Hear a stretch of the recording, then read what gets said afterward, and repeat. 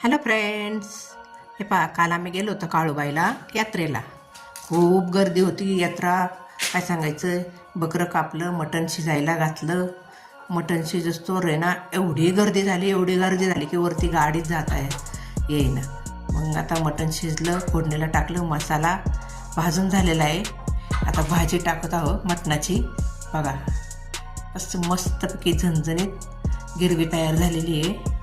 आता त्याचा रस्सा भाजी करायची आणि पटकन सवासने जेवायला घालायच्या आणि मग पाहुणे रावळे आलेले असतात त्यांना जेवायला घालायचं. पण खूप छान असा काळूबाईचा हा आमचा कार्यक्रम झालेला आहे. वरती तर काय आम्हाला दर्शनाला जातच आलं नाही आहे, इतकी गर्दी होती. बापरे, कधीच आम्ही आज एवढ्या वर्षात काळूबाईला तर पहिलीच वेळ एवढ्या गर्दीची अशी बघायची. वर जातच आलं नाही आम्हाला, त्यामुळे आम्ही खालीच स्वयंपाक केला. बकरं वगैरे कापलं. आम्ही दरवर्षी खालीच करतो, पण आज देवाला न जाता खाली सगळं केलं. तिथंच 5 पावल्या केल्या आणि तिथंच आम्ही बकरं कसे बघा कसा मस्त मसाला झाला आहे झणझणीत एकदम. आणि आता मसाला परतून झालेला आहे आणि आता रस्सा भाजी आणि सूपमध्ये टाकत आहोत. तवा तिकडं भाकरी झालेल्या आहेत, तवा चालू आहे भाकरीचा. आणि आता इथं रस्सा भाजी टाकलं. मसाला परतून झाला. आता आळणी सूप काय काढत नाही जास्त. आणि ते आता मटणाचा केलेला मसाला त्याच्यामध्ये टाकून द्यायचा.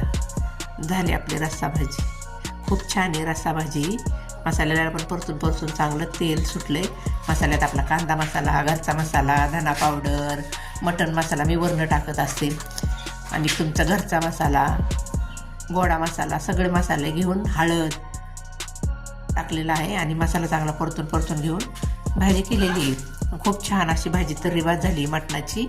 आणि आता ती बघा थोडीशी वर हे आली उकळीला की मी नंतर त्याच्यावरती मटण मसाला टाकत असते, म्हणजे त्याची टेस्ट एकदम छान लागते. झाली तर्रीवाज रस्सा भाजी.